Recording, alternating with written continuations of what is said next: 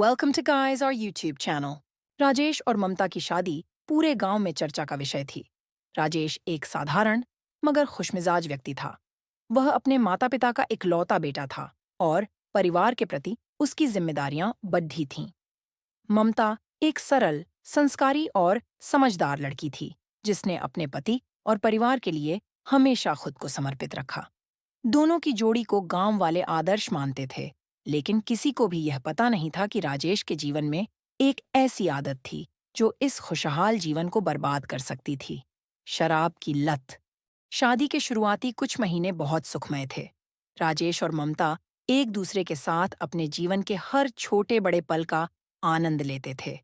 लेकिन धीरे धीरे राजेश के जीवन में शराब की आदत ने झड्ढन जमानी शुरू कर दी। दोस्तों के साथ मस्ती मजाक के बहाने उसने शराब पीनी शुरू की और कुछ ही समय में यह आदत एक बुरी लत में बदल गई। शुरुआत में ममता ने इसे नजरअंदाज किया, सोचते हुए कि शायद यह एक अस्थायी आदत है। उसने सोचा कि समय के साथ राजेश खुद को सुधार लेगा, लेकिन ऐसा नहीं हुआ। राजेश की शराब पीने की आदत इतनी बढ़ गई कि वह अक्सर रात को देर से घर लौटता और नशे की हालत में ममता से बहस करता। ममता का दिल टूटने लगा। उसे समझ नहीं आ रहा था कि वह क्या करे। एक तरफ उसका प्यार और विश्वास था और दूसरी तरफ उसका बर्बाद होता हुआ जीवन। राजेश हर दिन वादा करता कि वह शराब नहीं पिएगा, लेकिन अगले ही दिन वह अपना वादा तोड़ देता। सीमा ने कई बार राजेश को समझाने की कोशिश की। उसने घर के बड़े बुजुर्गों से भी सलाह ली, लेकिन राजेश की लत इतनी गहरी हो चुकी थी कि उसकी सुनवाई नहीं होती थी। गांव के लोग भी अब राजेश के बारे में बातें करने लगे थे। ममता को यह चिंता सताने लगी कि यदि ऐसा ही चलता रहा तो उनका भविष्य अंधकारमय हो जाएगा। राजेश का शराब का नशा धीरे धीरे उसकी सेहत और कामकाज पर भी असर डालने लगा। वह अपने काम में अनियमित होने लगा और इससे परिवार की आर्थिक स्थिति भी खराब होने लगी।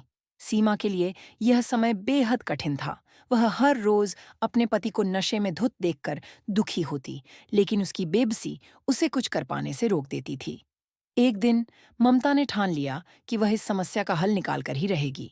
उसने राजेश के कुछ करीबी दोस्तों से मदद मांगी, जो उसकी हालत से वाकिफ थे।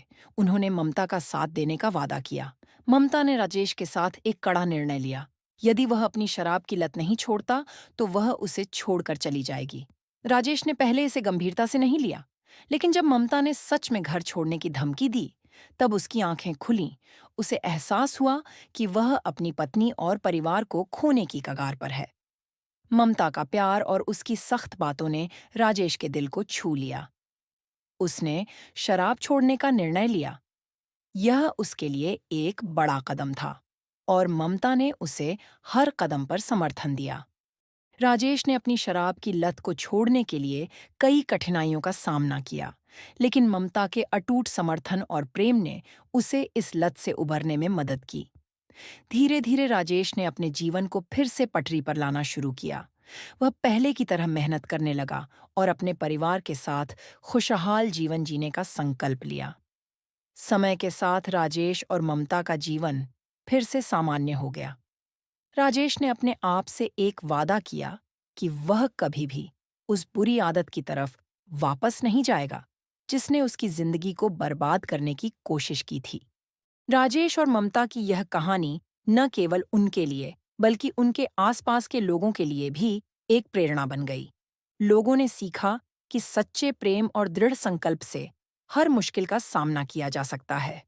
यह कहानी एक याद दिलाती है कि चाहे कितनी भी बड़ी समस्या क्यों न हो, अगर दोनों साथी मिलकर उसका सामना करें, तो कुछ भी असंभव नहीं होता।